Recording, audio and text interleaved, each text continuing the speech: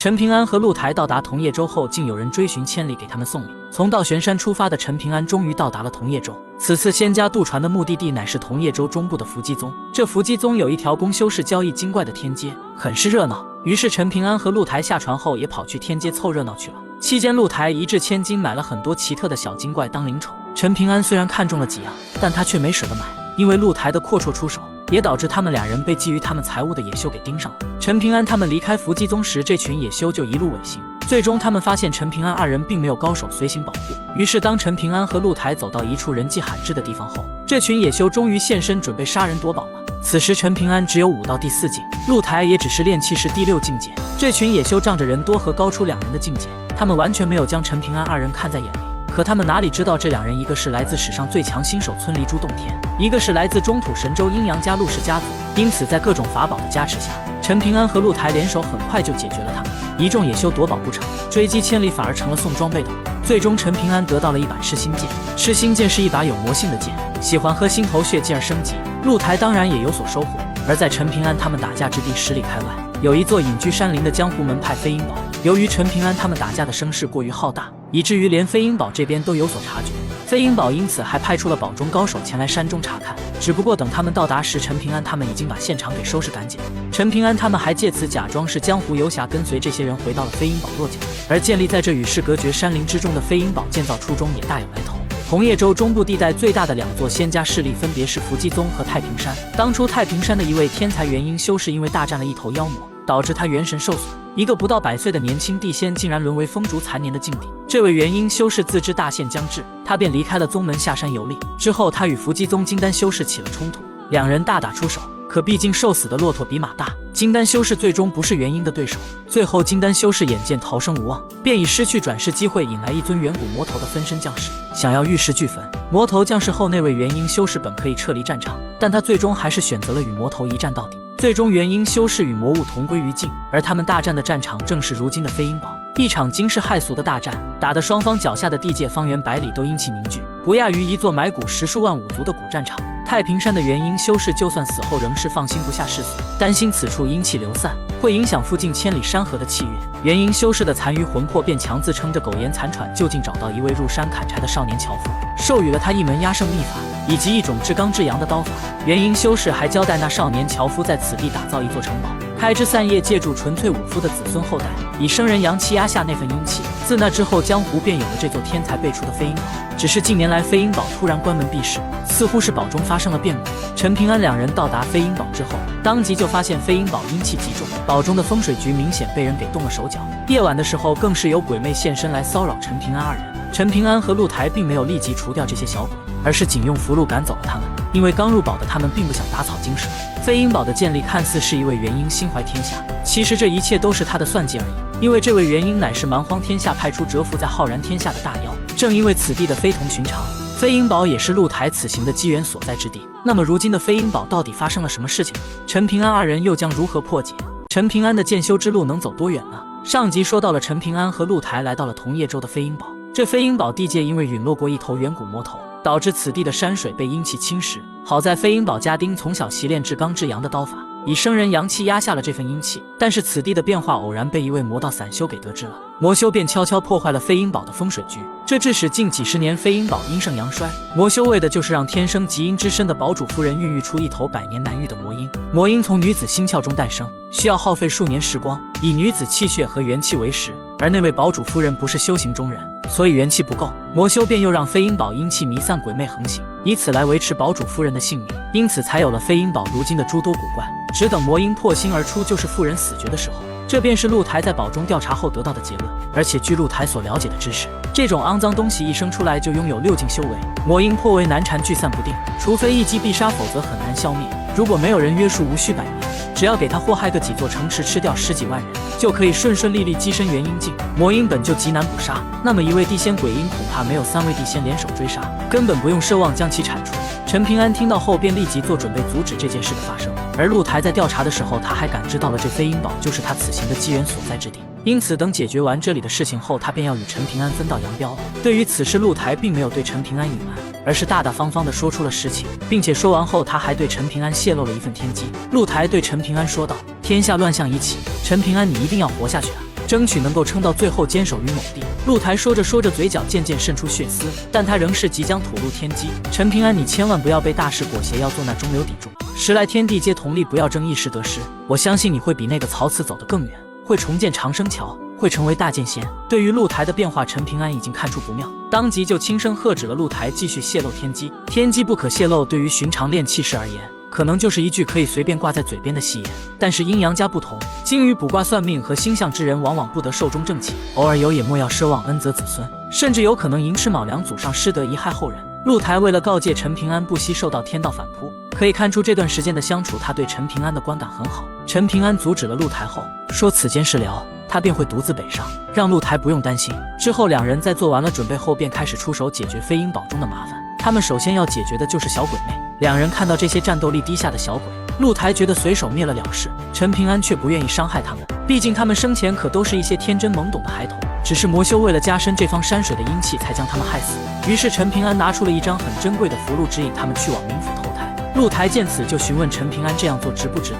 陈平安眼神坚毅，点了点头。陆台却摇头说不值得。这3个字曾经陈平安在小镇的杨家药铺听说过，因为自己的不值得，所以杨老头没有留下他父母的魂魄。陈平安使用符箓后，看着这些孩子，就像是看着数十个自己。陈平安在等待着一个答案。那些鬼魅孩童随着符箓的指引蹦蹦跳跳，还有大一些的孩子牵着小一些的孩子，陆陆续续走入了冥府大门之后，突然所有脑袋都挤在门槛后面，对那个站在门外的陈平安笑了起来。他们虽是鹦鹉，但在这一刻的笑脸却是那般天真灿烂。陈平安已经得到了答案，他挥手与这些孩子作别。而就当陈平安他们处理了这群小鬼魅之后，设计飞鹰堡的邪修也察觉到了堡中变故。如今事情败露，邪修也不再隐藏，飞鹰堡上空霎时黑云压顶，事态紧急。陈平安便与陆台分头行动，由陆台去处理那鬼胎，陈平安则是留下来与邪修对抗。他摆出权势时刻，准备动手。此刻陈平安身上那件被施展障眼法的法袍经理也露出真容，一袭金色法袍鼓荡飘摇，衬托的陈平安生平首次如此像一个山上神仙。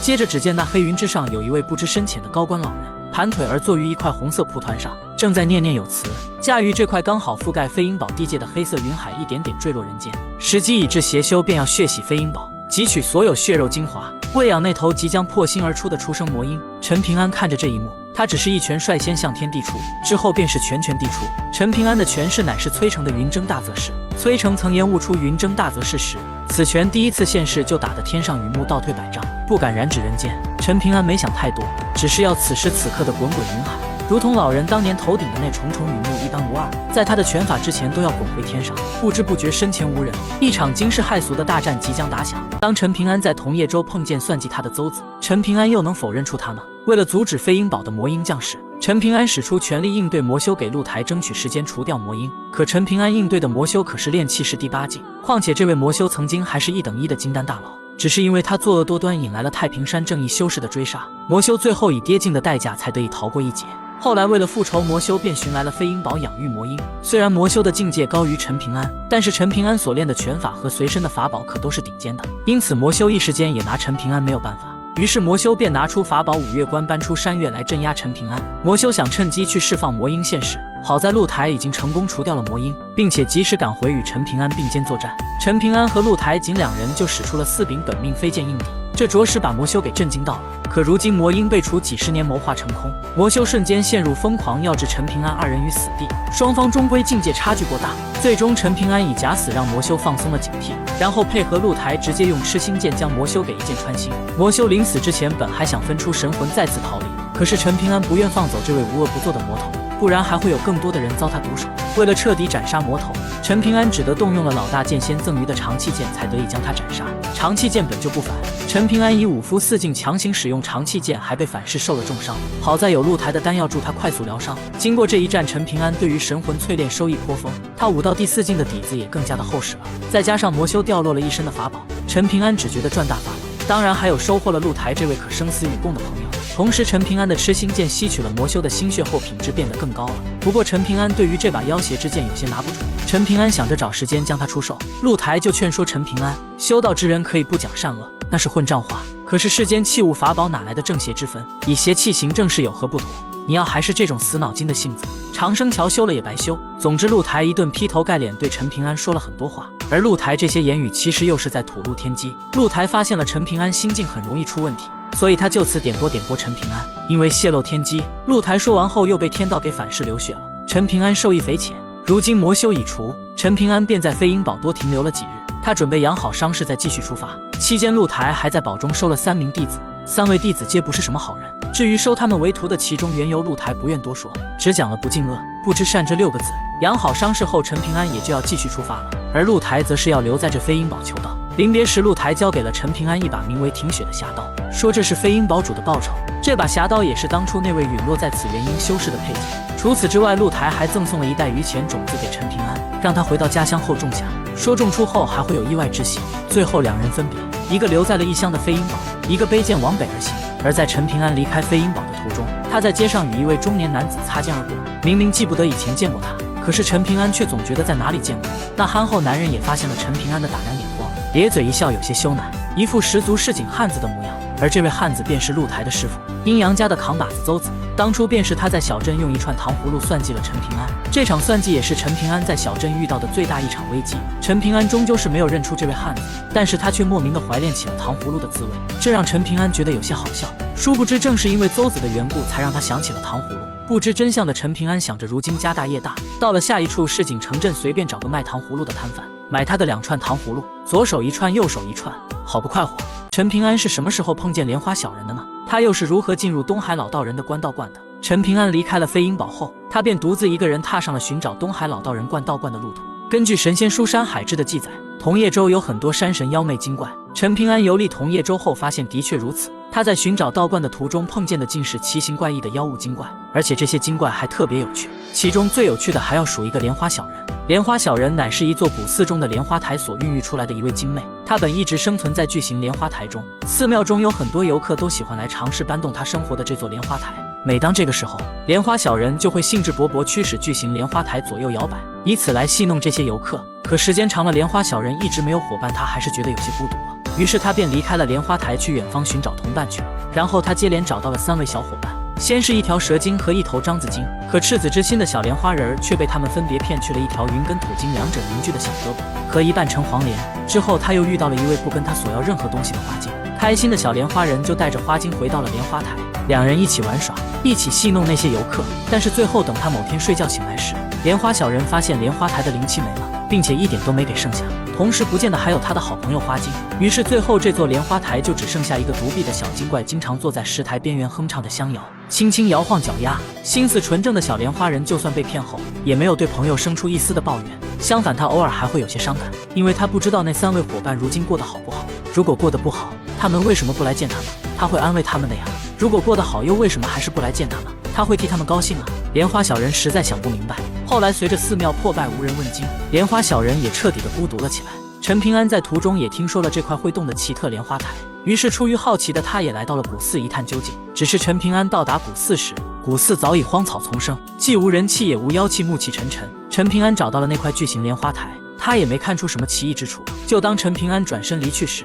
那块莲花台之顶有个小人探头探脑从石头中冒了出来。陈平安身为4境武夫，这等精怪现身自然逃不过他的感知。同时陈平安也明白了莲花台晃动就是这小莲花人淘气的原因，于是陈平安也打算逗一逗这小莲花人。陈平安随即就转身就对着莲花小人笑了笑。莲花小人还是生平第一次被人给发现，所以这一笑直接把小家伙给吓得又没入了石台。陈平安觉得莲花小人有趣，于是在离开前便在莲花台上留下了一枚雪花钱。带有灵气的钱币可是他们精魅最喜欢的食物。小家伙在石中躲了半天后，才敢鬼鬼祟祟出现，四处张望一番，最后发现了陈平安留下了那枚灵气萦绕的钱币。莲花小人顿时被感动得泪眼婆娑，然后他捧着那枚雪花钱立即就追上了陈平安。直到陈平安发现他后，小家伙那是既忐忑又高兴。可当陈平安缓缓向他靠近时，生性胆小的他又瞬间消失不见了。就这样反复几次，莲花小人不知不觉已经跟随陈平安走了近100里山路。后来陈平安也就没有主动接近他，就由着他不远不近的跟着自己，一大一小就这么同行，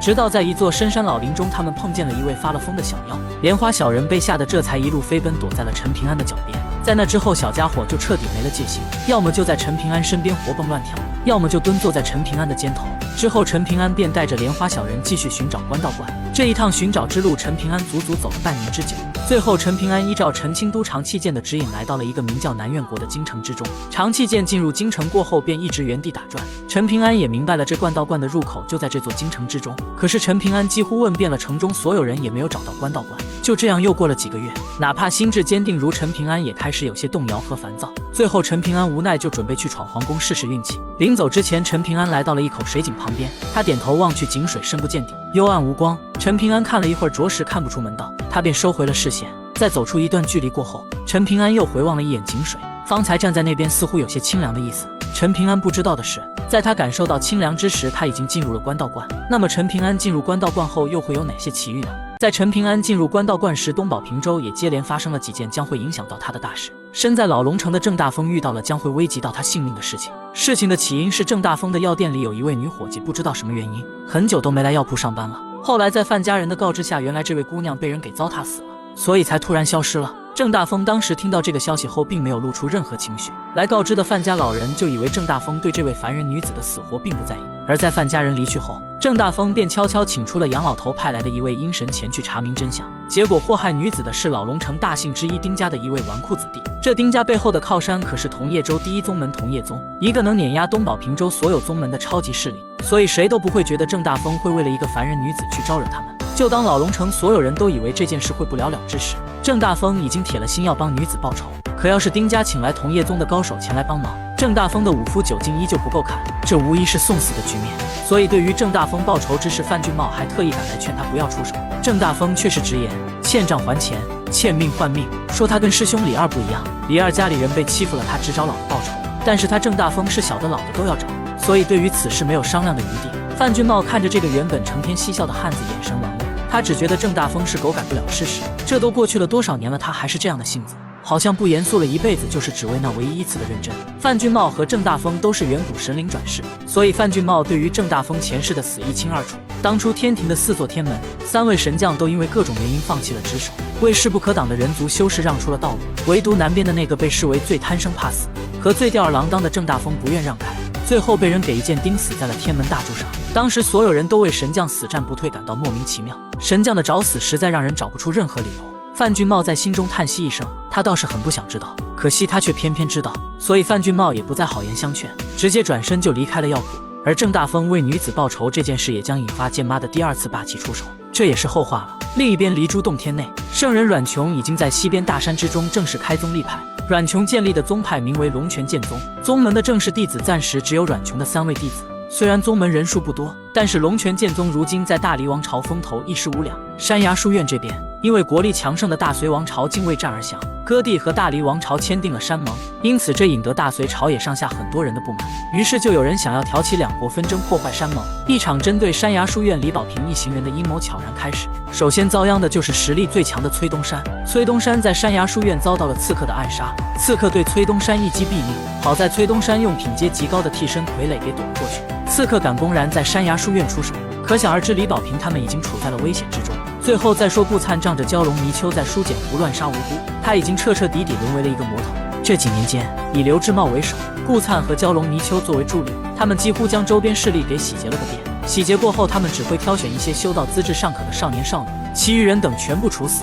刮地3尺搜集所有财宝法器，一时间青霞岛隐约成为书简湖的群岛之主。顺之者昌，逆之者亡，灭门惨案时有发生。如今顾灿和他娘亲住在青霞岛一座最为富丽堂皇的宅邸之中，几次师徒联手去灭人门派山头。大战落幕后，顾灿就会让人帮他挑选了一些姿容出彩的美人胚子，年纪都不大，作为将来开金小娘的人选，还专门请人教以琴棋书画。而这些姑娘正是为陈平安准备的。看来顾灿自始至终也没有忘记陈平安的存在。不过顾灿不知道的是，他的这些行为已经为陈平安惹下了天大的麻烦。裴前第1次出场时到底有多让人厌恶呢？陈平安在同叶州南苑国寻找了数月，也没有找到关道观。可他不知道的是，他已经进入了东海老道人的关道观。因为陈清都让他来寻找的关道观并非只是一座普通的道观，关道观其实乃是东海老道人掌握的一座洞天福地。这座福地名叫藕花福地。陈平安进入福地并不自知，而他进入藕花福地后碰见的第1位人是一位衣衫破烂的黑炭小女孩。这位黑炭小姑娘正是未来落魄山开山大弟子裴前。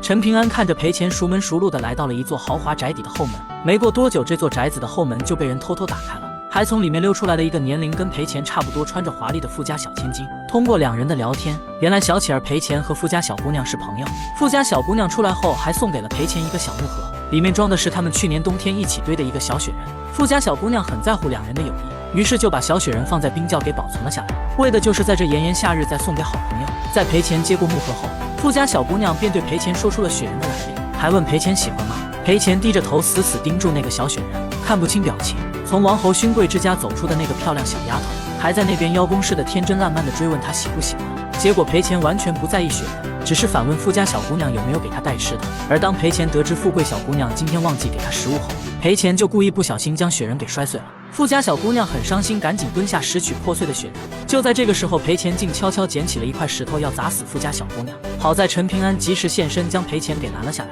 而陈平安的出手其实更多的是救下了裴钱，因为富家小姑娘背后有一位隐匿在暗处的高手保护她。刚刚若是陈平安不出现，这位高手就已经出手将裴钱给打死了。最后陈平安送走了自始至终都不知情的富家小姑娘，然后陈平安看着眼前这个心狠手辣的小女孩，他简直觉得匪夷所思。两个孩子明明关系不错，就因为对方一次没有带食物就要杀人。于是陈平安就问她是谁，枯瘦小女孩却是仰头反问：你管我是谁？陈平安看着这个眼神冰冷的枯瘦女孩，哪怕她还只是个孩子，远远不是朱露那般岁数，可陈平安心中还是由衷厌恶。虽然陈平安不喜欢这个小女孩，但是他还是告诉了小女孩，让她以后别来这个宅子了，不然富贵小女孩的护卫可不会再次手下留情。今天保护小姑娘的护卫之所以能够及时收手，其实是因为这位护卫没有看出陈平安武道的深浅，所以才会主动收手，把这个不知感恩的裴钱交给陈平安处置。陈平安告诫完小女孩后也就离开了，可裴钱竟朝他消失的方向狠狠吐了口唾沫，然后还不忘对富贵小姑娘家的大门也吐了一口。只是做完这两个充满怨恨的小动作后，本就饥肠辘辘的他愈发饥饿，有些头晕目眩，然后他就沿着原路返回，尽量沿着墙根行走。别说是道路中央，他甚至不会让路上的马车和行人多看自己一眼，生怕惹恼了他们，不然自己才是真的会死的。至于那个刚刚救下他的那个男子，他则是不怕，因为对于恶意，他自年幼记事起就拥有一种敏锐的直觉，谁可以惹谁不可以，他掂量得很清楚，所以他知道陈平安对他没有恶意，因此他对陈平安的态度就很恶劣。但裴钱不知道的是，陈平安其实并没有真正离开，而是一直在暗中默默观察他。裴钱一路走走歇歇，有气无力地走在路上，他谨慎张望之后，等待片刻就娴熟翻墙，偷了一户人家的腌菜，狼吞虎咽，然后又快步跑出小巷，之后口渴便又偷翻入墙，蹑手蹑脚从水缸勺了水喝。只不过他在重新盖上盖子之前，迅速从地上抓了一把泥土撒入水缸，这才悄悄离去。陈平安看得出来，枯瘦小女孩的腿有点瘸，还经常伸手去揉肋部，多半是以往做这些坏事的时候吃过苦头。陈平安就这么一路跟随，直到夜幕后，小女孩趴在一座石狮背上睡了过去。看完了小女孩的所作所为后，陈平安就对她更加厌恶了。第二天，陈平安悄然离开，可以看出裴钱是一个对世界充满恶意的小女孩。其实陈平安和她的相遇并不是偶然，因为这一切的相遇都是文胜特意安排的。在三四之争中，文胜提出了人性本恶，现在的裴钱就是真正的恶到了骨髓，所以文胜才会把裴钱送到陈平安身边，让陈平安做到尽恶之善，还以此来考验陈平安能否改变裴钱。陈平安虽然离开了小女孩，但是他和裴钱的故事才仅仅只是开始而已。陈平安离开裴钱后，便在南苑国京城住了下来。不知道进入官道观的他，决定在这南苑国京城待到夏末。如果到那时还找不到那座官道观，就返回宝瓶州，把精力全部放在晋升武道第7境上。毕竟崔禅的爷爷就在落魄山，有崔成的教导，陈平安对破境的信心很大。到时候跟宁瑶的10年之约，说不定可以提前几年。陈平安想着想着，莲花小人突然从地底下冒了出来。通过这段时间的相处，陈平安和莲花小人的关系越发的亲近。莲花小人精通土遁之术，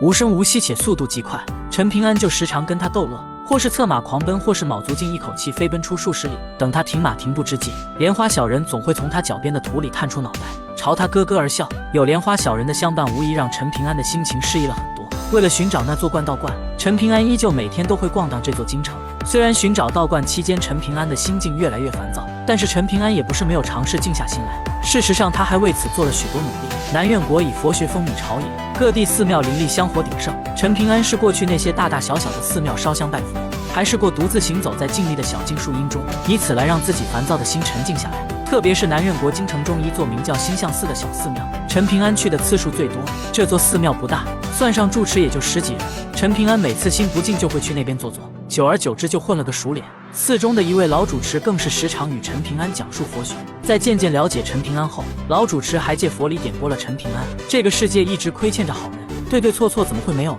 只是我们不远去深究罢了。嘴上可以不谈，甚至故意颠倒黑白，可心里要有数啊。只可惜世事多无奈，聪明人越来越多，心眼心窍多如莲蓬者往往喜欢讥讽醇厚，否认纯粹的善意，厌恶他人的赤诚。陈平安，你如何看待这个世界，世界就会如何看你。然后老僧多此一举，好似重复说道：你看着他，他也在看着你。陈平安想了想，觉得有理，但却未深思。其实老僧人这是点名陈平安已经身在了官道观中，官道观中的所有人都在这座福地主人的注视中。而作为老僧讲佛理的回报，陈平安也给老僧讲起了文圣的先后大小善恶之说。陈平安并非是第一次讲给老僧人听，不过陈平安每说一次，他就越发的明白其中的道理，所以他讲起来也越发的明了。对错还分大小，用一把两把甚至多把尺子来衡量大小，这些尺子可以是所有世间正法善法，法家律法，儒家礼仪，术家的数算都可以借来一用。底线的律法，高高的道德，各地的乡俗，精准的数算都会涉及，不可以一概而论，钻研起来极为繁琐复杂，劳心劳力，之后才是最终定下善恶。无形之中，人性是善是恶的三四之争，于是不再成为读书人不可逾越的一道险隘，因为这是末尾来谈的事情，而不是读书之起始就需要做出决断的第一件事情。最后是一个行字，教化苍生，菩萨心肠，传法天下，独善其身，修一个清净，都可以各凭喜好随便的。可见陈平安对文圣的学问理解的越来越深。老僧神色安详，听过了陈平安的讲述后，直接双手合十，然后本就大限将至的老僧原地作画。陈平安从这以后便很少前往这座寺庙了。这一次老僧人的点化并没有让陈平安明白他已然身在灌道观中，那么陈平安又是何时发现他进入到了道观之中呢？为什么很多人都觉得雪中是涧来的一处洞天福地？其实你只要看完陈平安进入的藕花福地后就明白了。在剑来世界中，一共有36洞天72福地，身在洞天福地中的人几乎不知道自己的处境，以为自己目之所及就是整个天下，而其实他们只是被某位大人物或者是被某座宗门所掌控的一方小天地。掌握洞天福地的人可以制定这方小天地内的一切规则，并且每个洞天福地都有着自己独有的特点。就比如陈平安进入的藕花福地就盛产武道天才，因此藕花福地就成了浩然天下山上仙人历练的绝佳之地。很多大宗门都会花费大代价让自己的弟子进入这座福地，当然也有一些财大气粗的人会进入福地游玩一番，这些人将被封禁记忆后在福地转世重生，以此来重新走一遍人生道路，完善自己大道缺陷。而这些人在福地又被称为谪仙人。总之在藕花福地只能修炼武道，这些谪仙人在福地转生或者是重生后，总有一天会想起自己的真实身份，然后他们便会凭借自己的仙人优势快速修炼武道，登顶武道之巅后飞升离开洞天福地。不想离开的仙人还可以继续在福地转世重生。所以说这些设定很难不让人联想到雪中，雪中就有很多仙人下凡历练，就比如徐凤年和王仙芝都是天上仙人的转世。王仙芝凭借着白帝转世的身份大器晚成，最后成为了称霸江湖的天下第一。徐凤年也是有着数个转世的身份，所以就有很多人认为雪中是剑来世界中的洞天福地。大家的看法呢？如果是，那么徐凤年的天人大长生在浩然天下又能媲美炼气是哪个境界呢？除此之外，藕花洞天之所以叫官道观，其实因为里面发生的一切都是东海老道人在推演官道。东海老道人在里面创造出很多精彩的人物和故事，同时他还会以一些大佬的原型制造出他们的人物影子，从而来观察这些人的人生轨迹来推演。所以不管是谪仙人还是福地本土的人物，这些人全部都在东海老道人的官道之中。进入官道观中的陈平安也自然成为了老道人的官道人物之一，而不知情的陈平安依旧每天寻找着官道观。只是有一天，陈平安被一位素为蒙面的奇怪女子给找上了2次。这位女子名叫樊婉儿，她找到陈平安后直接询问陈平安是不是谪仙人，并且还提醒陈平安要多加小心，不要被人给盯上了。这直接给陈平安整个一脸懵。不过陈平安却是看出来了这位女子的非同寻常，名叫樊婉儿的女子分明已经有点进道的意思，但是她的一身武道修为好像给压了一块万斤重的巨石一般，怎么也升不了劲。其实樊婉儿本身就是谪仙人，只是她现在还未觉醒自己的仙人记忆罢了，所以才会被陈平安看出一点门道。而这一次他之所以会找上陈平安，是因为有外界的人在借他谪仙人的身份要提醒陈平安事情的真相，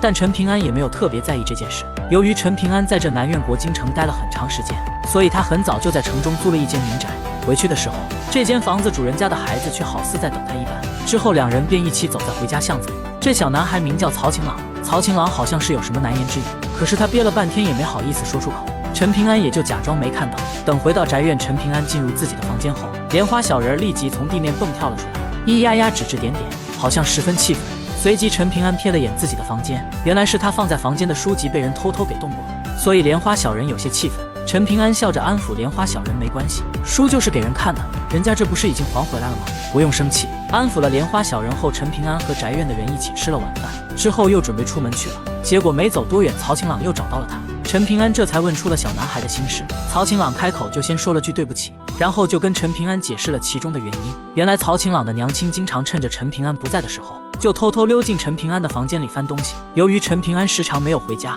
曹晴朗的娘亲就偷拿陈平安放在房间里的书籍给他看，他忍不住也就看了很多。偷看人家的东西毕竟不对，所以曹晴朗就来向陈平安道歉来了。明白缘由后的陈平安本想说一个轻描淡写的没关系，但他想起了文胜的顺序学问，所以他很快就改口说这样是不好。曹晴朗明明知道自己偷看别人的东西是错误的，但是他仍是知错犯错，因此陈平安就要先肯定他的错误，然后才能说没关系。于是陈平安就对曹晴朗说道：你娘亲如此作为肯定是错事，你知错不改继续观看还是不太对，但是呢，在知道这个后，还要明白世间是分大小，人生在世除了对错大是大非之外，终究是要讲人情的。比如你娘亲为何如此做事，不过是为了想让你多读书，她的初衷只是为了让你将来过得好，那么她的错与对你好你已心中有数，接下来就该轮到你了。你读了书，学了书上的圣贤道理，便是知理了。那么若是光阴倒流，再给你一次机会，你会怎么办呢？孩子一直听得很用心，因为陈平安将道理说得浅，他又是聪慧的孩子，便听懂了。曹晴朗认真思考后回道：我应该将娘亲偷来的书本默默放回陈公子的屋子，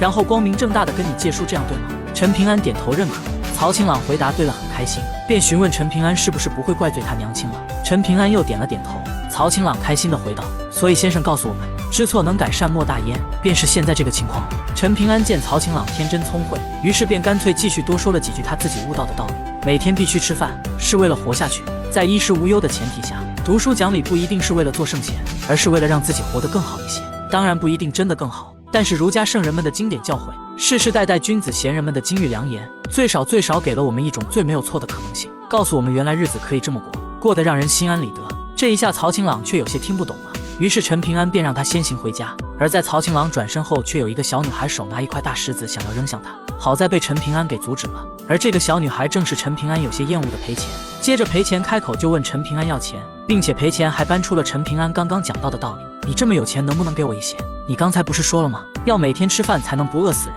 陈平安本不想搭理赔钱的，可突然陈平安感应到了两股来者不善的强大气息。陈平安不想伤及无辜，这才开口让赔钱去一边的墙根站着，还让他接下来不管发生什么事都不要出声。赔钱当然不知道将会有什么事情发生，所以对于陈平安的安排他自然不乐意了。凭啥听你的？你是我失散多年的野爹吗？情况危急，陈平安直截了当说听话就有10文钱。赔钱黑油脸庞上立即笑出一朵花来，还真就对陈平安叫了声好嘞，爹。东海老道人终于开始对陈平安出手了。接下来偶花福地所有高手将会齐聚陈平安所在的京城，陈平安将会面临数次生死危机。偶花福地作为东海老道人的官道之地，福地武学天才辈出，因此也吸引了很多仙人进入福地历练。可进入福地后的谪仙人要想离开也并非易事，离开偶花福地的方式极为残酷。在偶花福地内，每60年江湖便会颁发一张武榜，里面记录了福地内至强的10大高手。这些人里面有谪仙人，也有福地本土的天才人物。因为离开的名额有限，等60年之期到达时，这10大高手便需要进行厮杀，只有登了榜且活到最后的人才有资格离开这座福地，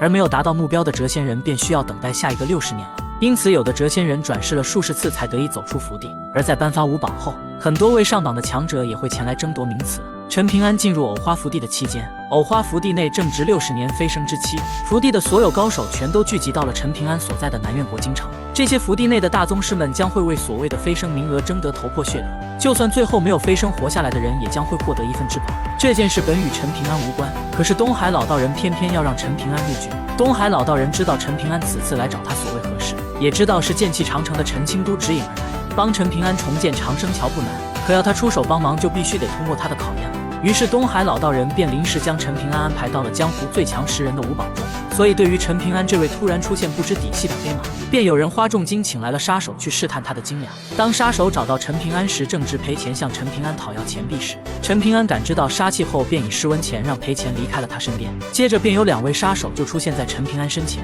杀手分别是一位怀抱琵琶的妖娆女子和一位身高8尺的汉子。杀手出现后也是直接报出了名号，还说出了来杀陈平安的理由，是有人花了1000两黄金要买下他陈平安的脑袋。雇主只是说陈平安武功深不可测，陈平安却只觉得有点莫名其妙，自己明明没有招惹任何人，他们为何要找上自己？先是有人莫名其妙对他说出了谪仙人，现在又有人出价黄金1000两来买他的性命。想不明白的陈平安就想拿出2000两黄金，让这2位杀手告诉他幕后主使人是谁。可杀手还是遵守职业道德的，因此陈平安唯有一战。可当他们双方打得正火热的时候，大战之处接连又来了几波高手，就连排名天下10人行列的顶尖高手也出现了。其中有一对男女高手出现时，他们2位手中还分别拎着4颗血淋淋的脑袋，脑袋的主人正是陈平安落脚处民宅的一家人，只是少了先前与陈平安道歉的曹晴朗。他们将脑袋扔到陈平安身前后，还让陈平安交出腰间的酒葫芦，不然那个孩子曹晴朗也别想活命。对于魔头的话语，陈平安自然不会信。而就在此时，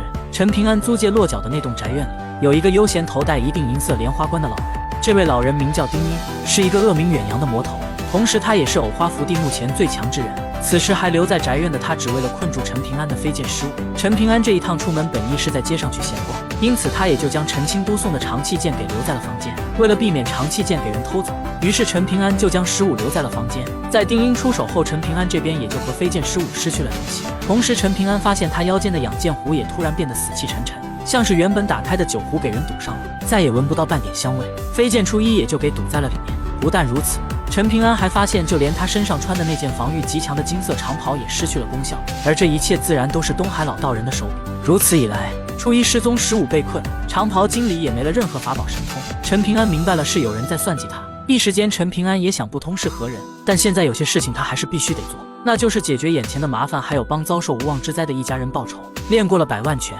陈平安终于要仅凭拳法来决定胜负了。而一直在一旁的裴钱看着这场大战，他便在心中默念，一拳又一拳，打爆他们的狗头，到时他好扒下他们的衣服和靴子，一看就值很多银子。接下来陈平安一人将面对藕花福地整座天下的高手，没有任何法宝相助的陈平安又将如何应对这场危机呢？东海老道人为了考验陈平安，不仅封禁了陈平安的飞剑法宝，并且还放出话来斩杀陈平安者可得大机缘。于是想要得到这份大造化的宗师们纷纷赶去围杀陈平安。陈平安这边初一失踪，15被困，防御极强的金色长袍也没了任何法宝神通。不过这也为陈平安也换来了一场酣畅淋漓的出拳。面对这些人的围杀，陈平安不再藏拙，使出全力应对这些敌人。2名刺客和前来送人头的男女均不是这座天下的顶尖武者，所以这双方率先被陈平安解决。接着与陈平安对战的是一个名叫陆访的剑客，这陆访也是一名谪仙人，而且在浩然天下他还是一位第10境的剑修。此次他进入藕花福地只为了勘破情关。陆访在这灵气稀薄的藕花福地，凭借剑修本能逆流而上，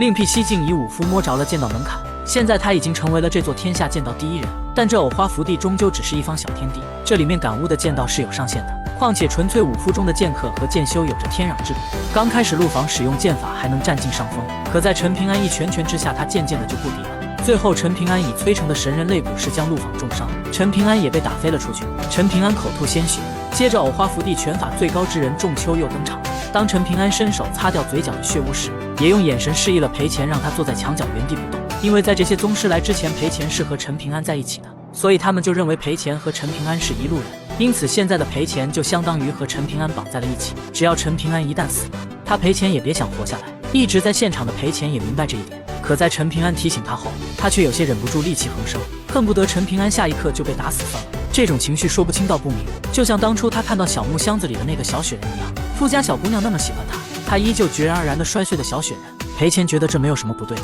与此同时，东海老道人再次改变飞升规则，这一次60年之约活到最后的飞升3人，能够分别从这座天下带走5人、3人和1人，并且已经逝去的人也可以，只要是在历史上真实出现过的都行。若是选了那些逝去的人，他们除了会活过来灵智恢复正常外，他们还会成为忠心耿耿的傀儡。藕花福地作为武道天才的生产地，在福地的历史中曾出现过4位武道精才艳艳之人。第一位是南越国的开国皇帝魏显，他的枪术通神，被誉为1000年以来现阵第一。第2位是创立魔教的卢白象，他乃是近500年来凶名最盛的魔道魁首。第3位是剑仙随右边，一位想御剑飞升的女子剑仙。第4位便是60年前这座天下的第1人疯子朱莲。这几人只是被这座福地的规则所禁锢，武道走到了极点，如果让他们离开这座福地，去往没有规则限制的浩然天下，可以说他们的武道潜力无穷。如果能带着他们走出福地，就相当于多出了4位前途无量的超级保镖。因此这一消息一经传出，陈平安更加危险了。藕花福地内的宗师们互相搏杀的也更为疯狂了，就连身受重伤的陆访离开后都被其他宗师给盯上了。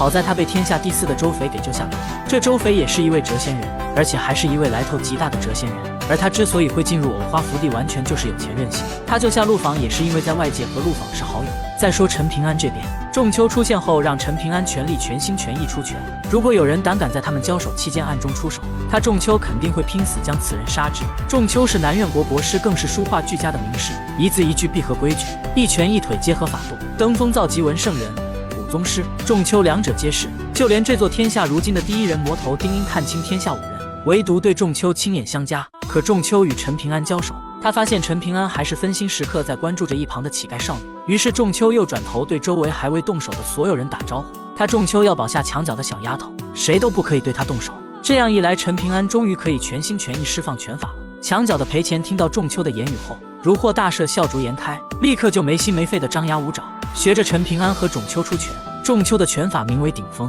仲秋觉得练下去一定可以站在人间之巅。碰巧陈平安的拳法名叫撼山拳，于是两人便决定一招定胜负，看看是他仲秋的拳高中山，还是陈平安的拳能撼山。接着两人各自使出了最强的一拳，一拳之后仲秋被打得倒退了20丈，而陈平安则是站在原地一步不曾后退。仲秋被称为这座天下第一手，而现在是1臂之内陈无敌。接下来陈平安将要面对这座天下的第一人丁英，一个真正对陈平安构成威胁的魔头。当陈平安对上藕花福地的第一高手，没了法宝相助的陈平安又能否将他击败呢？陈平安和藕花福地中的第一拳法宗师重秋来了一场酣畅淋漓的大战，最后重秋坦然认输离去。重秋看似是来找陈平安麻烦的，实则是主动来给陈平安喂拳，帮着陈平安夯实境界，以此让陈平安更好地应对接下来的大战。重秋不仅是一位拳法宗师，同时他还是一位文圣人。重秋为人处事从不随心所欲，一言一行必有其规矩。这一次由于东海老道人的出手，陈平安的谪仙人身份在这座福地几乎是人尽皆知，人人都想杀掉他换取一份大机缘。可身为宗师的重秋却不一样，他不会为了飞升就去参与10大宗师的互相残杀，更不会为了一点造化就去杀一个无辜的谪仙人，也不愿看到一个人平白无故遭受围攻枉死。所以重秋就现身，尽量帮陈平安巩固境界，尽可能让陈平安能活下去。而重秋的这般做法却引起了这座天下武力排名第2于真义的不满。重秋和于真义本是一对好友，兄弟两人正是因为谪仙人一事分道扬镳。很多谪仙人自诩是高高在上的仙人，他们来到这座福地后游戏人间，什么礼乐崩坏、流血千里、生灵涂炭都不在乎，完全不在意福地本土人的死活。因此知道一点真相的于真义便立志要斩尽天下谪仙人，不让他们祸乱人间，无论好坏。而重秋则是一个不愿乱杀无辜之人，所以两人由此决裂。之后于真义凭借斩杀谪仙人获得了一本修仙秘籍，他至此也成为了这座福地唯一一个修行仙术之人。这60年间，他更是返老还童，成为了这座福地仅次于魔头丁英的高手。他如今是藕花福地中道法最高之人。其实于真义和陆晨也有着千丝万缕的关系。随着于真义的境界攀升，断情绝义的他野心也越来越大。在重秋离开陈平安后，不满的于真义就堵住了重秋的去路，并表示要除掉他这位昔日的好友。两人由此展开大战。与此同时，在陈平安这边，在重秋离开后，陈平安身边再无敌手，所以天下第一的丁英就亲自上场了，并且丁英的双指间还夹着一把不断颤鸣的飞剑。丁英在这座江湖称霸了足足一个甲子，他对这座福地的内幕了解极多，他知道这座天下就像是在养蛊，所以丁英就暗自定下了一个计划，他要让这座天下主人60年养蛊，竹篮打水一场空，达成空前绝后的大变局。丁英想以此迎来这座天地主人的相见，而其中的关键之一就是要杀死惹出了众多意外的陈平安。丁英不愧是这座天下的第一，陈平安看似摆脱了身陷重围的险境，现在与他对齐的只有丁英一个敌人，但是陈平安的手心却是渗出了汗水，与胆识和心境无关，纯粹是丁英出现后杀机太过浓重，遇险则必是一个人的本能。只不过若是能够迎难而上，才是真正的武道砥砺。而要说丁英有多么难对付，只需要看他仅凭双指就能困住飞剑15就明白。两人相见后也没有过多的言语，直接就展开了大战。大战期间，陈平安环顾四周，他只觉得一切都是如此莫名其妙。陈平安到此时仍是不知道这些人为什么要前来围杀他。正因为如此，陈平安才觉得心中不平之气几乎就要炸开。天大地大，独自一人，然后遇上了某个大坎，你死活就是跨不过去，而结果要么憋屈死，要么找死，不然还能怎么办呢？此时此刻的陈平安就是如此。如今他腰间那枚养剑壶仍是被封禁，里面的初一无法离开，身上这件金缕法袍还是死气沉沉，而既是飞剑又是方寸物的15又始终被丁英牢牢束缚在双指之间。渐渐的，陈平安出拳已经达到了极限，仍是无法伤及丁英。可好在陈平安从来都不只是纯粹武夫，而且在他众多被囚禁的法宝之外，他们唯独还遗漏了一把看似平平无奇的长气剑。于是身陷绝地的陈平安默念了剑来2个字，接着从他租住的那座院子中，长气剑瞬间出鞘，仿佛是在向这方天地示威。长气剑像一条白虹破开窗户，朝着陈平安飞掠而至。当陈平安伸手握住那把长气剑后，剑身如霜雪，剑气也白红，长袍更胜雪。在这座人间一臂之内，陈无敌也变为了一剑之内陈无敌。这把长气剑当时在飞鹰堡外，陈平安曾经拔出鞘一次，当时陈平安整条胳膊的血肉都被剑气一削而空白骨累累，还是陆台用了阴阳家陆氏的灵丹妙药才得以恢复伤势。长气剑毕竟是陈清都的佩剑，以陈平安现在的境界仍是不足以使用这把剑，而此次陈平安之所以能将他唤到身边，完全是由于陈平安和长气两者之间朝夕相处，剑气浸透体魄神魂，反过来牵引剑气，哪怕两人分开依旧藕断丝连。看着陈平安爆发的气势，丁英直到这一刻才将陈平安从陆访仲秋之流上升到修习了仙术的于真义。毕竟在这座天下，唯有攻守皆是巅峰的于真义才有机会伤到他丁英。陈平安以郑大风赠送的五夫剑术秘籍对抗丁英，并且陈平安向长气剑借势渐渐地和丁英战至上空，两人在南苑国京城上空纠缠不休。这场惊世骇俗的天上之战也引起了京城所有人的关注。陈平安遇剑越来越娴熟自如，剑锋太锐，剑气太盛，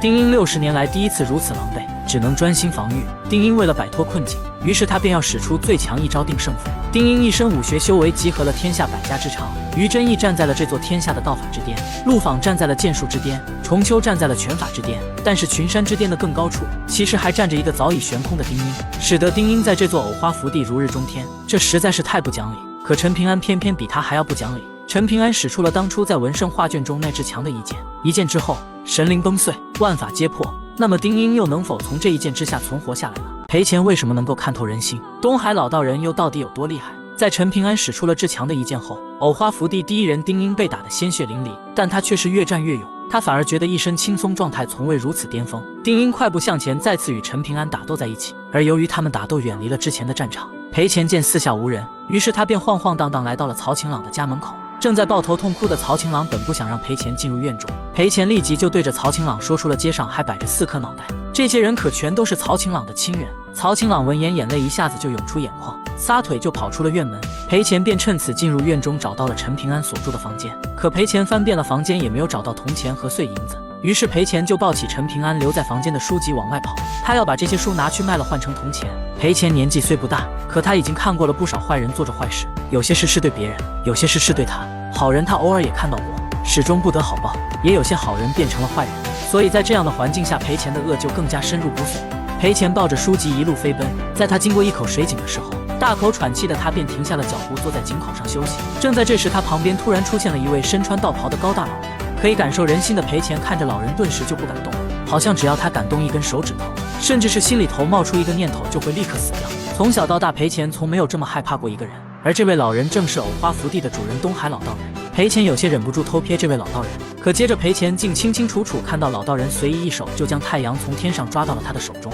夹在了指缝之间。裴乾被这轮太阳耀眼的日光刺痛得满地打滚，老道人对此无动于衷，他既不觉得裴乾可怜，也不觉得厌烦，纯属漠然而已。人间的悲欢，他在天上已经看过千万遍，一个小孩的痛苦又怎么会引起他的关注呢？老道人看了眼手中的大日后，又看向了陈平安和丁英的战场。这个丁英让他有些失望，于真义和种秋倒是还凑合，但这种凑合不是于真义和种秋本身表现有多好，而是老道人对他们的期望本就很低而已。可丁英不一样，要知道丁英不仅是魏县、卢白象、猪脸各区所长的3者合一，而且他无论根骨还是心性，都是最接近那位道老二的气，或者说胚子，算是一幅世间最接近真迹的赝品了。哪怕这样的丁英到了浩然天下任何地方，都是毫无悬念的12景，但也止步于此了。老道人觉得很是不满意，所以老道人就准备一挥袖子将正在打斗的丁英给抹除掉。只是在这个瞬间，老道人突然被一双眼睛给盯上了，然后他抬起头看天。老道人站在藕花福地，抬头看到的却是莲花洞天。这藕花洞天竟衔接着莲花洞天，要知道莲花洞天乃是道祖的居住之地。东海老道人这一看，仅仅是与头顶的道祖对视了一眼，于是莲花洞天和藕花福地的边境线就瞬间拉伸出了一条宽达1000万丈的鸿沟。东海老道人能和道祖扳手腕，可见他的实力之强。接着老道人便开始正视裴乾。老道人几个眨眼功夫就看遍了裴乾的此生经历，他这才发现裴乾是被文圣安排在此地的，故而老道人有些怨气。老秀才，你烦也不烦？东海老道人和文圣可是熟人，并且文圣还是难得赢过他的人。早年2人打赌，浑身酸气的老秀才靠着耍无赖和撒泼打滚的泼妇行径，赢走了他一件信物，要他以后若是遇上手持信物之人，一定要护着他的性命周全。老道人愿赌服输，答应了下来，但是心中对于老秀才的怨气可不小。后来两人再见，又切磋了一次道法，两人坐而论道，讲道理的那种。就在藕花福地和莲花洞天的接壤边境线上，不然一块小小的藕花福地，哪怕灵气稀薄，大到难以具象显化，可依然撑不住两人的大道之争。说到底还是老秀才要占那道祖的便宜。但是不知何时，除了这些，老秀才竟然偷偷在藕花福地布下了这么一颗棋子。东海老道人只觉得真是灯下黑，略微思量后，东海老道人猜到了文胜安排裴钱出现在福地的原因。老秀才这是要和他再次对赌一次，看陈平安能不能够通过自己的言传身教来改变这个小女孩。赌局是小，文胜更看重的是陈平安这位关门弟子能不能够通过这个考验。为了增加难度，文胜还特意去找亚圣弟子一位肩挑日月的陈纯安借了一轮圆月，这轮圆月被放入了裴钱的眼中，裴钱因此可以感受到人心，如此想要改变他，裴钱就更加困难了。知道真相的东海老道人认同了这场赌注，但是他更狠，下一刻他将手中的大日也放入了裴钱的眼中，这样一来，裴钱眼含日月，睁眼便可直面人心万象。做完这一切后，老道人又将光阴长河扭转，让裴钱回到了座上静待休息的时间。什么都不记得的裴钱在休息完毕后继续出发去卖书。而此时的另一边，陈平安和丁英的大战再入高潮，这一次丁英最终的爆发连东海老道人也感到诧异，于是他也赶到了两人大战的现场。那么陈平安和丁英之间的大战又将如何落幕呢？陈平安是如何晋升到武道第5境的？东海老道人将藕花福地的太阳放入裴钱眼中后，他便来到了陈平安和丁英大战的现场。在藕花福地这座天下，南苑国开国皇帝魏献是无敌的，在那个时代他没有对手。之后卢白象亦是如此，以一人之力压得整个江湖无法喘息一甲子。女子剑仙随右边更是寂寞的只能御剑飞升。五疯子珠帘选择与世为敌，一人战9人，天下10人的榜上宗师真被他杀了大半，而丁英也足足无敌了一个甲子。要是不出意外，他的名字也将成为这座天下的传奇。可惜的是，丁英遇上了陈平安，两人好似日月争辉，这座天下所有高手都仰头看着这场大战，就连重秋和于真义也放下了打斗，他们都很期待两人大战的结果。而丁英在挨了陈平安一剑后，身受重伤的他不但没有退却，反而逆流而上，越战越勇。面对这位强劲的对手，陈平安以他见过的最强剑招一剑剑向丁英斩去。这些剑招内有当初齐先生在破败古寺那一剑轻易劈开了粉袍柳赤城的阵法，有风雪庙未尽破开天目人未至剑影刀，有文胜老秀才山水画之内剑妈的那一剑等等。而丁英面对陈平安出其不意的剑招，不停的后退，直至最后丁英决定不想再退了。他丁英可是要和这方天地的老刘单手腕的，如今岂能被一个小小的谪仙人拦住去了？经过这场大战，丁英的心境更上了一层楼。从前只敢向老天爷出拳的丁英，此时却想着先打死眼前的谪仙人，再打死这方天地的主人，最后由他丁英来做这个老天爷。丁英痛快大笑，然后便双手掐诀，神魂出游，竟是阴神白日而游天下。丁英作为井底之蛙，他根本不知道外面的世界有多宽阔。而东海老道人看着这一幕一时兴起，便随意出手，让这场战斗变得更加有意思。于是接下来四面八方皆有虚无缥缈的光彩往丁英涌去，这些光彩竟是这方天地所有的五蕴。丁英闭目凝神，接纳这份浩浩荡荡的天地五蕴。而陈平安身上那一袭法宝金里也突然被解开了封印，飘荡起来，恢复成了金色长袍的真面目。不但如此，陈平安腰间养剑葫芦也被解开了封印，里面的飞剑初一冲而出，而且更远处还有飞剑15飞掠而至。陈平安站在山坡之顶，手持长气剑，剑气流淌手臂。初一和15萦绕四周，故有重逢这两位本来脾气不太对付的小祖宗从未如此雀跃。至此，陈平安和丁英各自登高一步，走到了这座天下前所未有的巅峰境界。吸纳完毕五蕴的丁英看着陈平安的养剑壶，大笑道：“大战过后，这酒我替你喝了便是。”陈平安拍了拍腰间养剑壶，示意有本事事后请自取。两人再无废话，大战再起。这一次不再纠缠于什么两臂距离忽近忽远，方圆1里之内皆是充沛剑气和浑厚罡气。双方一路打到了这座天下的飞升之地古牛山，从山脚一路打到山顶。得到天地五蕴的丁英阴神也变成了一尊古牛山奇高的金身法像。丁英随手一拳的拳罡就如身高100丈的神灵手臂，一次次抡臂砸在古牛山上。陈平安则是一剑摧破而已。随着两人疯狂厮杀，越来越酣畅淋漓，剑气不断在陈平安手心和手臂附近炸开，承受住一次次丁英阴神捶打的法袍金里，那些灵气几乎就在陈平安头顶崩裂。陈平安心神全然沉浸在与丁英的一较高下，甚至来不及去适应这些灵气的变化，自然而然好像他们的存在就是天经地义的。哪怕如有神灵将灵气锤炼入体的痛楚，陈平安也顾不上，只当是练拳一般无二的苦头而已。至于那么多絮乱灵气渗入肌肤血肉和筋骨，再入窍血气腑和魂魄心腑，陈平安更是无暇顾及。陈平安更不知道的是，此时他那被蔡金简打断的长生桥正在一点一点的重建中，直至最后陈平安被丁英法相一拳捶向了地面，把地面都砸出了一个巨坑。丁英双眼趋于金黄光彩，最后一次以拳锤掌天空中仿佛雷池的云海，落下一道最为粗壮的雪白闪电。这道闪电被那尊因神法相握在手中，如持长剑，对着大坑便是一剑落下。随后丁英扯了扯嘴角，双手负后对着这方天地的主人说道：“我知道你来了，是不是陈平安死了之后你才会真正露面？你确实大方。这个叫陈平安的谪仙人真是一块最佳的磨刀石，怎么现在还不现身？是怕我实力太弱，不值得你出手吗？”丁英觉得自己已经赢得这场大战，他便要挑战这方天地的主人，他要取代这位老天爷。对于丁英的话语，东海老道人也不怒，只是淡然地回道：“你们互为磨刀石罢了。”丁英正要说话，而此时大坑之中却突发变故，肉身被丁英一剑打入地底下的陈平安确实没有起身再战的能力，可是只许他丁英可以神魂出窍，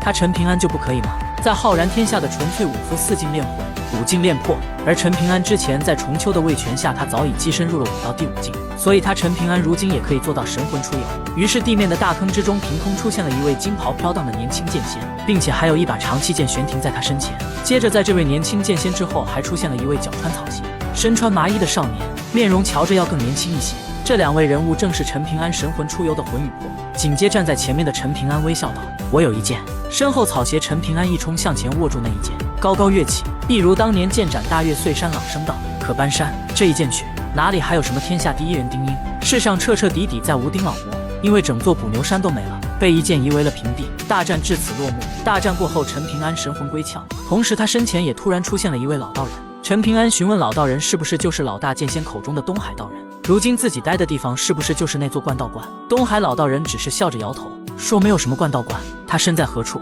道观就是何处。陈平安确定了前面的道人就是他寻找的东海道人，于是被这位道人坑惨了的陈平安又问道：“我能不能骂几句？”东海老道人只是微笑着让陈平安自己看着办。陈平安哪敢真的骂，但马屁他是真的拍。老前辈道法通天，厉害厉害。东海老道人点头道：“孺子可教。”那么陈平安和老道人见面后又会发生什么事呢？陈平安重建的长生桥品质有多高呢？在东海老道人出现后，陈平安迷迷糊糊进入了一场梦境，梦中有人指着一条滔滔江河问他陈平安要不要过河。陈平安只闻其声不见其人，那人自问自答说陈平安如果要过河能够不被大道约束，就需要有一座桥，到时候自然就可以跨河而过了。这问答之人自然就是东海老道人了。此时他正是在帮陈平安重建长生桥了。而在梦境中的陈平安对于这些话不知道该如何作答，他只是蹲在河边自顾地挠头。见陈平安不回答，那人接着便又说无巧不成书，说他陈平安不是已经学了某人的圣贤道理吗？难道读书之理时时刻刻事事人人，你陈平安憋在肚子里的那些道理只是一句空话吗？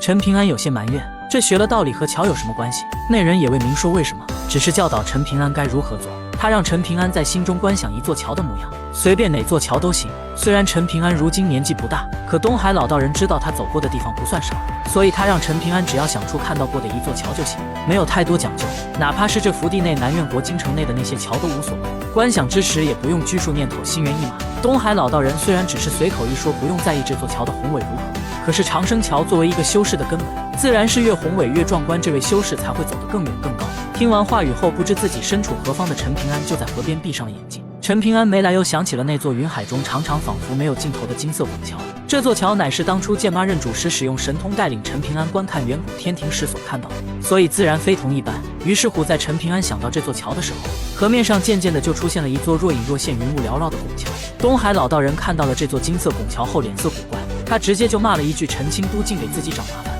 还骂了一句老秀才不是省油的灯，最后还称赞了一位后辈的眼光和魄力，以及缅怀了一位不算人的山河故人。这里的后辈自然就是指的齐景春了，不算人的山河故人就留给大家来作答了。等陈平安睁开眼睛后，他看到自己脚边到长河对岸依稀出现了一座金色拱桥的轮廓，但是飘忽摇晃并不稳固。接着陈平安手中凭空出现了一本书籍，上边写着某位老人的道德文章，记载着一位儒家圣人从未现世的顺序学说。只见每一个字纷纷从书籍中脱离而出，金光熠熠飘向了那座陈平安观想而成的金色拱桥，一字如一块砖石帮着陈平安支撑起了这座拱桥。只可惜陈平安如今还没有领悟完这本书籍的全部道理，因此里面的文字并未全部飞出，加上陈平安这座金色拱桥过于雄伟，所以重建的这座拱桥不太牢固，一走就会塌。但好在陈平安的长生桥也算是重建成功了，以后再慢慢巩固也不迟。做完这一切后，东海老道人就离开了，陈平安也从梦境中醒了过来。东海老道人来去匆匆，就这么将陈平安给晾在了大战现场。他既没有跟陈平安说该如何离开藕花福地，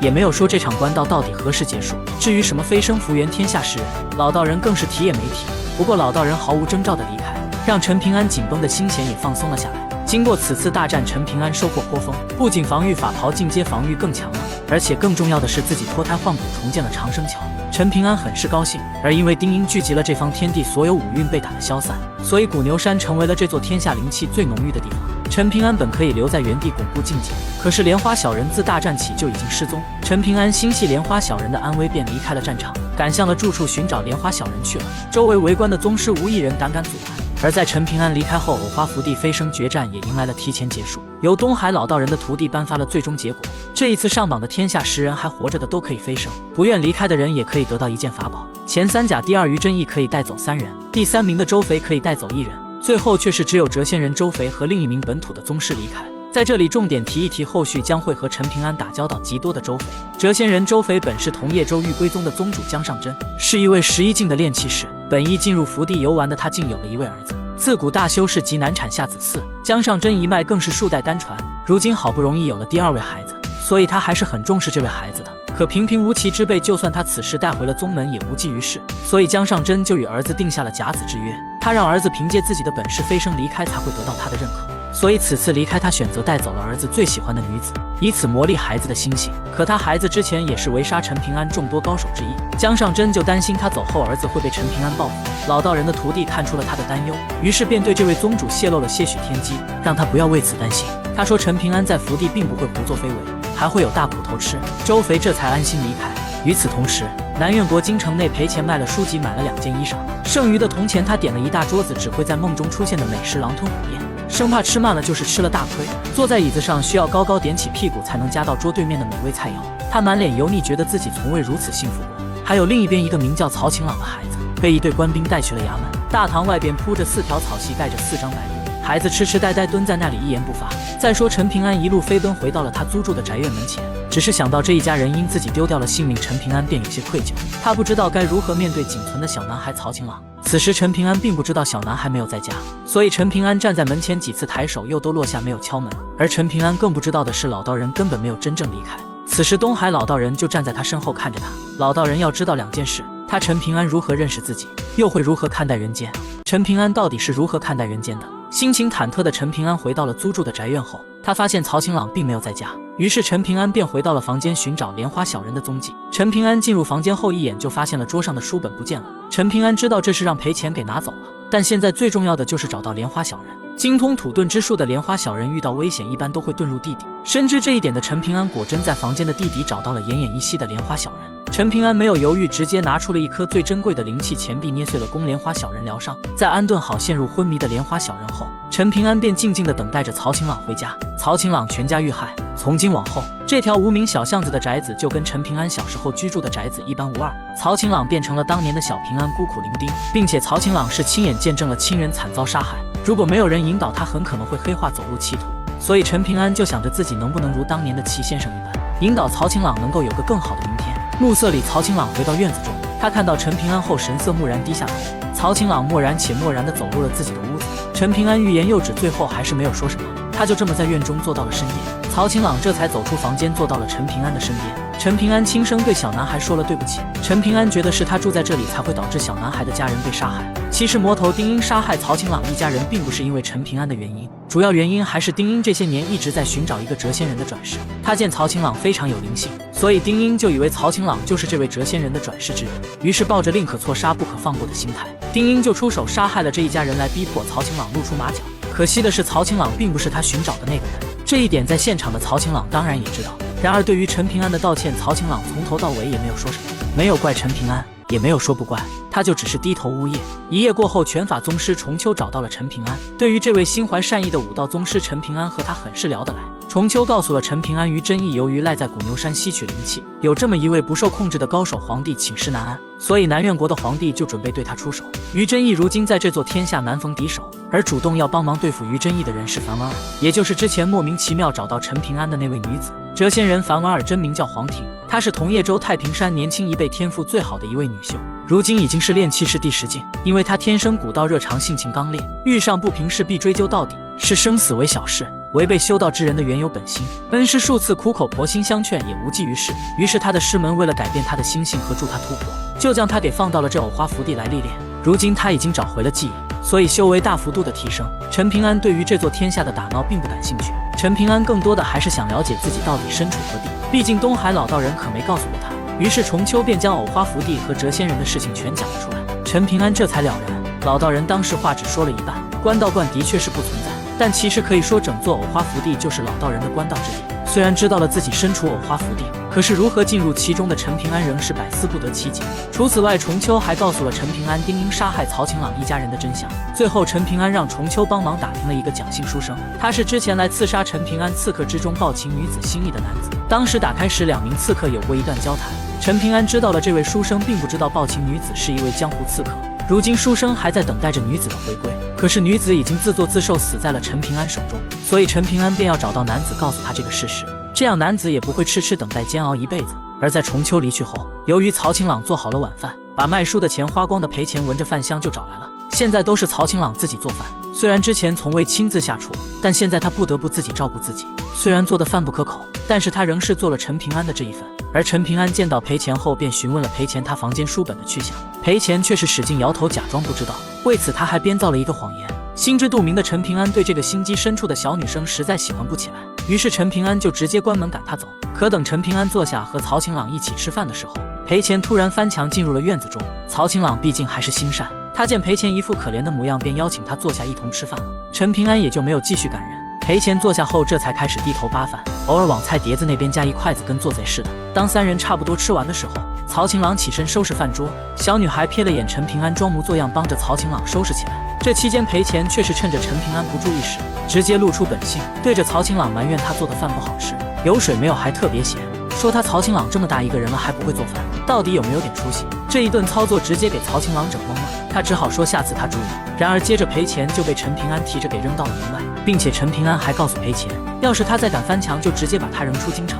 赔钱就这么一直游荡在院外的小巷中。夜晚的时候，陈平安喝着酒，想着一桩桩发生过的事情，突然他对着天空伸出了一个中指。陈平安叹了口气，仙人的随意指指点点人间便是悲欢离合，陈平安是为这个无奈的现实竖起的中指。渐渐的陈平安喝得呼呼大睡了过去。东海老道人看着正在酣睡的陈平安，他不由得想起了白天看到的一幕。当时陈平安对曹晴朗轻声说对不起的时候，其实已经满脸泪水。老道人扯了扯嘴角，自言自语道，在你眼中人间无小事吗？的确，对于山上神仙无畏寒暑不管春秋，他们视人间为蝼蚁，觉得人间无大事，哪怕对于人间来说再大的事，对于冷眼看世间打盹几春秋的神仙修士来说都不叫事。可对于陈平安来说，人间无小事，人间事事皆大事，他对于任何事情都要认真对待，都要全力以赴，万万不可掉以轻心，并且还要把每一件事情都做好，而且是要做到最好。东海老道人为什么会封禁陈平安的飞剑法宝呢？陈平安在东海老道人的官道中渐渐地睡了过去，而当陈平安醒后，他在院中又看到了赔钱，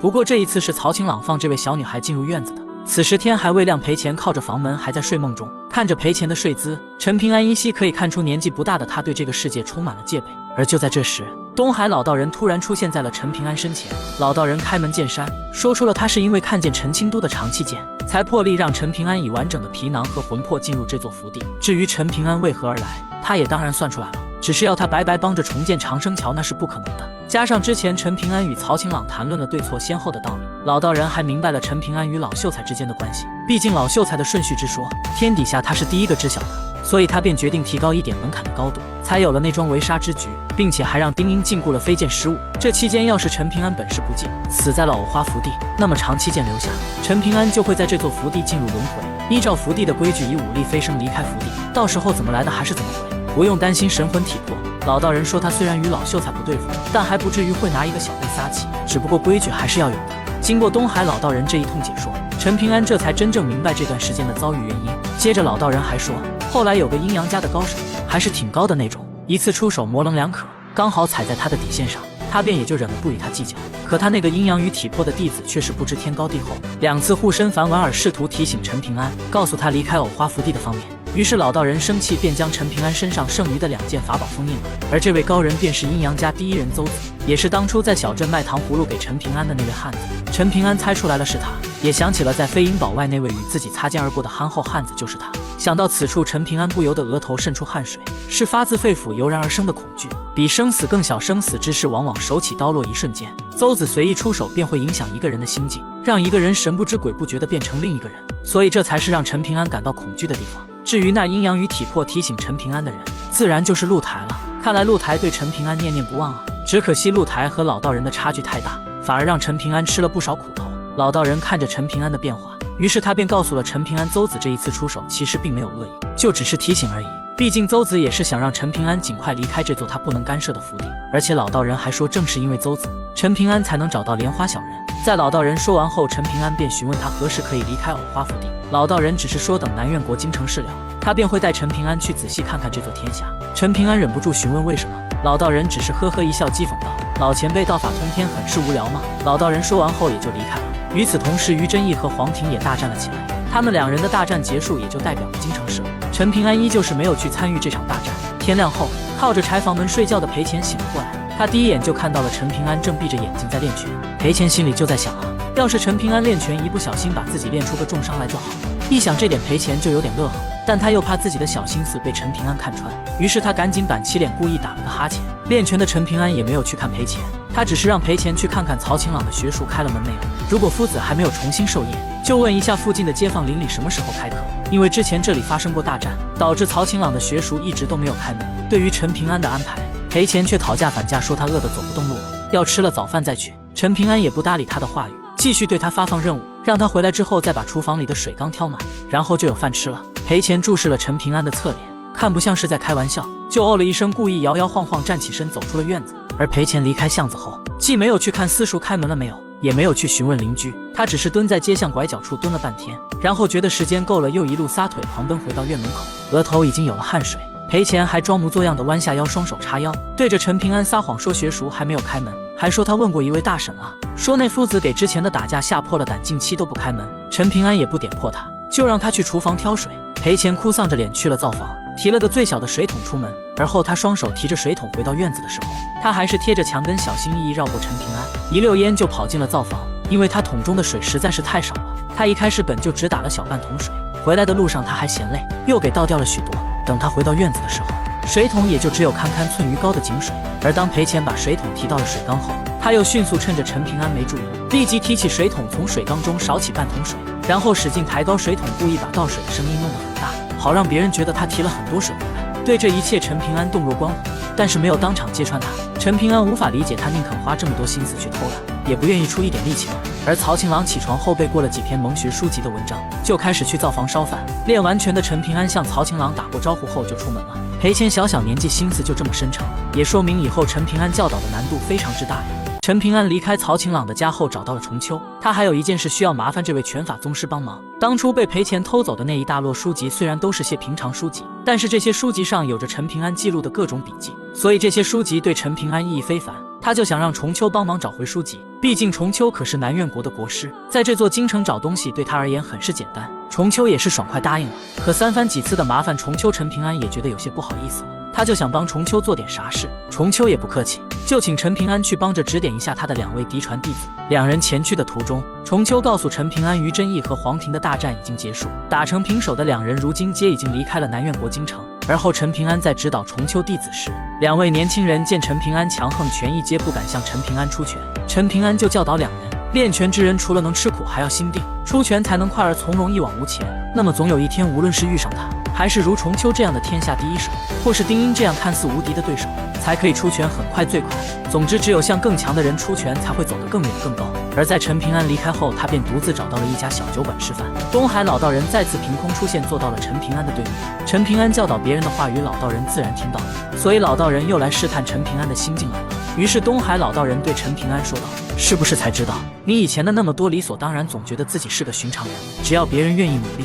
大多数都可以走到你今天这一步。现在是不是才发现这很可笑？如果你真认为是这样，那你也太瞧不起教你道理、传你拳法的人了。你要是一直依循先前的心境走下去，迟早有一天会茫然四顾，孑然一身，到时候还不愿意求人，唯恐牵连别人，大概一个死得其所还是能够捞到手的。”老道人这一番话就是在说，陈平安之所以能有现在的成就，与教他文道和武道的老师息息相关。陈平安回答他的老师是很好，但是他自己也足够好，可以说这两点缺一不可，不然也不会走到如今的地步，更不会在之前围杀的大战中存活下来。东海老道人对这点也表示了肯定，他告诉陈平安，如果他陈平安这一次没有通过考验，而是死在了藕花福地内，那么除非是陈清都和老秀才联手，他才会放人，不然他陈平安就只能乖乖在这福地转世轮回了。而在陈平安内心深处，这个老道人比起那个卖糖葫芦的汉子一点都好不到哪里去。不是说老道人故意针对他陈平安，事实上陈平安知道自己根本没有这个资格，也不是老道人的有些道理不对，陈平安只是纯粹不喜欢那种感觉。他们看待人间，甚至都不是山上人看着蝼蚁的眼神，更像是一个人在看待自己养的鸡杂，是养肥了宰掉吃，还是继续养着，只看他们的心情。不过陈平安也觉得可能是自己站得还不够高，根本看不见他们眼中的人间风景。想不明白的陈平安就喝了一碗酒，且不谈江湖好不好，偶花福地的酒水是真不咋的。陈平安慢慢喝着酒，竟是完全无视了老道人的存在。陈平安只是很用心想着自己是怎么走到今天的。他从泥坪巷一直想到了曹晴朗门外的那条巷子。原来人世间每个人脚下都有无数条岔路，要善待自己，才能善待人间。可是这很难啊！心中不平事可以久交之，可世间那么多不平事，又当如何呢？陈平安就想着以后权越来越高，剑越来越快，那么本事越大，见到了别人的不平事，难道就要事事都去管一管吗？可要是不管心里的坎如何过，不也是一桩不平事吗？那么这样会不会辜负了齐先生，辜负了书上的道理，辜负了自己是李保平小师叔？但是陈平安转念一想，自己要报仇，要完成与剑灵姐姐的约定，要练拳成为七境武夫，要练剑修了长生桥去当大剑仙，要读书要做齐先生那样的人。这些答案陈平安一时间也想不明白。渐渐的陈平安又给喝醉了过去，这一次就连老道人也没好气道，齐敬春怎么给教出这么个酒鬼？其实这还真不能怪齐先生，陈平安喝酒可是文胜一脉狗头军师阿良给教的。本性刁恶的裴乾最害怕的是什么呢？陈平安再次通过了东海老道人的考验之后，陈平安便回到了曹晴朗家的宅院，裴乾依旧赖在院中还嗑着瓜子。于是陈平安就让裴乾回家去，毕竟出门久了家里人可就要担心了。可裴乾说他没有家。陈平安又问裴乾他的爹娘呢？裴乾笑着说早已经去世了。他还说他本不是京城人，他的家离这边有好几千里远，只是家乡遭了瘟疫，他的爹娘带着他逃难才来到了这座京城，他的娘亲死在逃难的路上，他的爹倒是到达京城后喝了一碗别人施舍的粥才死的。裴乾还说出了他今年已经9岁了，只是经常没饭吃，饿得自己个子长不高，所以如今的身高还不如一个5、6岁的孩子。裴乾说完后，陈平安无动于衷。裴乾见陈平安没有露出丝毫的情绪，他就在心里复盘，有钱人果然没一个是好东西，从来都不在乎别人的死活。明明是个很厉害的大人物，手指缝里露出一点银子就能让他过上好日子，可他偏偏就是不肯。可是他却不知道，陈平安之所以没有觉得奇怪，是因为陈平安小时候也是这么走过来的。当初陈平安父母去世后，他也是时常没有饭吃，个子也比同龄人矮上许多，直到去了姚老头的龙窑祠当学徒后，陈平安的个头才开始窜上去。接着陈平安又问裴乾偷的书卖了多少钱，裴乾依旧不承认他偷了书本，为此他还对天发誓，表明自己是真的没做这件事，只是发誓的时候裴乾没有带上自己的名字。陈平安就借此询问他的名字，裴乾说他只知道自己的姓，至于名字，他爹娘走得早，还没来得及给他取。说到这里啊，裴乾还笑脸灿烂说他爹以前说过，他们家祖上很有钱，出过很大的官，还管着好几千人里。而就在这时，本已经离开了这座京城的于真义竟出现在了陈平安身前。于真义开门见山对陈平安表明了他这一次折返的原因，他要跟陈平安换取一些福地外才有的灵气钱币。陈平安知道于真义的过往，他的初衷便强是为了守护这一方天地，可现在踏入修行的于真义初衷早已变质，所以陈平安没有答应于真义的交换。于真义虽有些愤怒，但奈何打不过陈平安，冷哼一声后他便御剑离去。一旁的裴乾看着这一幕，他觉得有一些惋惜，要是两人打起来后都死翘翘了该有多好啊。在于真义走后，京城也算是事了了，陈平安过上了一顿安稳日子。可东海老道人一直没有出现，陈平安也没有办法，就只能静静等着他出现。就这样，从夏天最后一个节气慢慢悠悠来到了立秋，裴乾依旧死皮赖脸的不愿离开，不过他倒是学会了每天挑水扫地，只是还是偷工减料，能偷懒就偷懒。不过在这段时间，曹晴朗倒是笑容多了许多，他有些时候会真的很烦那个嘴巴跟吃了砒霜一样毒的小女孩，但是烦过之后该怎么相处还是怎么相处，他不记仇，偶尔还会跟他吵架几句。可曹晴朗哪里是裴乾的对手？有一次曹晴朗还给骂得眼眶发红，气得嘴唇颤抖。可当晚裴乾跟他讨要瓜子，曹晴朗还是默默拿出来给他，说就剩下这么多了。可裴乾依旧不停地唠叨，最后曹晴朗实在受不了了，就去屋子里看书了。回屋后，曹晴朗壮起胆子回头瞪了一眼裴乾，可裴乾一瞪眼做事起身要拎着板凳揍人，就吓得曹晴朗赶忙跑进屋子关了门。当然每当这个时候，陈平安就会站出来帮曹晴朗说话，于是裴乾只能解释说他跟曹晴朗闹着玩呢，说他俩关系可好了。见裴乾服软，曹晴朗便开心笑了起来，开始挑灯看书。曹晴朗在家也算是有了一个玩伴，两人的打闹至少能够让曹晴朗慢慢忘记失去亲人的痛楚，这也是陈平安没有赶走裴乾的真正原因。直到有一天突然下起了雨，裴乾拎着不知是井水还是雨水的半桶水，满脸谄媚回到院子后跟陈平安说学塾开门了。陈平安这一天撑着油纸伞陪着曹晴朗一起去学塾，两人走在小巷中，原本待在屋檐下躲雨的裴乾小跑到院门口，他看到陈平安撑着那把雨伞，悄悄歪斜向了那个曹晴朗，两人好像聊着天。曹晴朗说的多一些，陈平安就微微笑着看着曹晴朗。裴前看着这一幕，在院门口站了很久，同时裴前也害怕了许久。他害怕有一天陈平安会突然不要他，和曹晴朗两人就这么离开了，就再也不回来了。而这一幕也成为了天不怕地不怕裴前挥之不去的梦魇。陈平安是如何离开东海老道人的官道观的？作为藕花福地的第一人，他离开时又获得了哪些机缘呢？陈平安送曹晴朗去了学塾后，他便返回了住处。本还在屋檐下发呆的裴前看见陈平安回来后咧嘴一笑，他担忧陈平安离开的心终于给放松了下来。之前陈平安要重秋帮忙寻找的那位书生不仅找到了，重秋还派人带来了琵琶女刺客的遗物，于是陈平安便拿着东西出门去找那位书生去了。而当陈平安离开院子后，裴前却鬼鬼祟祟地在院子中练习拳法，他练习的招式全都是陈平安在院中所练习过的。没有真正离开的陈平安看着这一幕，有些惊讶裴前的武道天赋之高。裴前仅仅只是偷看了一遍就能模仿拳法架子，于是陈平安当即决定以后不在裴前跟前练习拳法了。毕竟裴前本性为恶，若是让他习武后，岂不是会为祸一方？下定决心后，陈平安便去寻找蒋姓书生去了。之前有个抱着琵琶的女刺客刺杀陈平安，最后这名女刺客死在了街上。大战时，陈平安知道了琵琶女做刺客是为了赚钱给意中人读书，他的意中人便是陈平安所寻找的蒋姓书生。蒋姓书生名叫蒋全，是一位寒族子弟，他寒窗苦读10数载，腹有诗书，在家乡郡县是公认的神童和才子，只是输了在科举之役上。如今虽然落魄，可并未怨天尤人。他与同乡学子合租了一栋宅子，每日依旧勤勉读书，只是眉宇之间愁绪淡淡。他每天读书疲乏之后，都会走出巷路，在街角好似等人。蒋全并不知道心爱的女子为了他已经去世，所以他永远也不可能等回心上人了。陈平安找到蒋全后，自称是琵琶女刺客的亲戚，他告诉蒋全，他的意中人是一个豪门大家族的小姐。如今他为了回家族借钱供蒋全高考，已经被家族给扣留下来。陈平安拿出了琵琶女子的遗物，并且还交给了蒋全50两银子和2张银票，说只要他蒋全能考上进士，两人就可以见面了。在见到女子随身之物后，蒋全相信了陈平安的话语，但他对于这个结果一时间彷徨失措。于是陈平安就提醒道，书上说两情若是久长时，又岂在朝朝暮暮。蒋全从这句诗句中得到了启发，失落的蒋全恢复了自信，他决定要继续努力考上功名，然后风风光光地迎娶自己的心上人。为此他还拒绝了陈平安拿出的银两银票，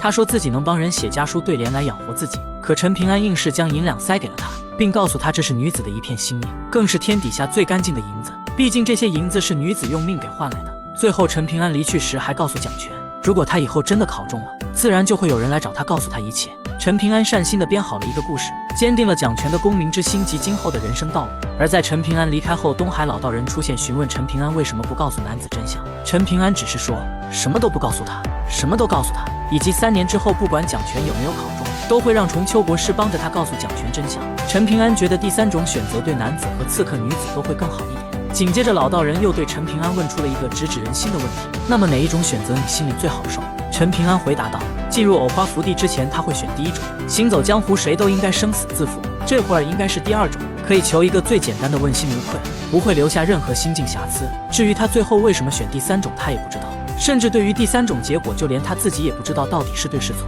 老道人知道时机已到，他要借此坏了陈平安的大脑，以此赢了和文胜的较量。下一刻东海老道人直接按住陈平安的肩头，带着陈平安跨越光阴长河，看遍了藕花福地300年的光阴流水。陈平安在这期间看了许许多多的对与错，好与坏，是与非，善与恶，可陈平安就是没有从中看出一个觉得天经地义的道理来，反而觉得以往许多坚持的道理都没了道理。其实东海老道人带陈平安看的光阴长河都是经过他剪辑过的，东海老道人只给陈平安看了他想给陈平安看的画面，老道人就是想以此影响陈平安的心性，借此把陈平安引领到他的大道之中来。所以陈平安看完后心性反复坚定了。东海老道人做完这一切后直接离开，他在天上看着迷茫的陈平安，将会对今后的道路如何抉择。与此同时，小院子里的裴前也仰头看着刺眼的太阳，东海老道人坐在天上看着两人，而与藕花福地衔接的莲花洞天中的道祖也正看着3人。官道观，道观道。按照某位弟子的说法，道祖只是闲来无事便看看别人的小道而已。而陷入迷茫的陈平安很快就做出了抉择，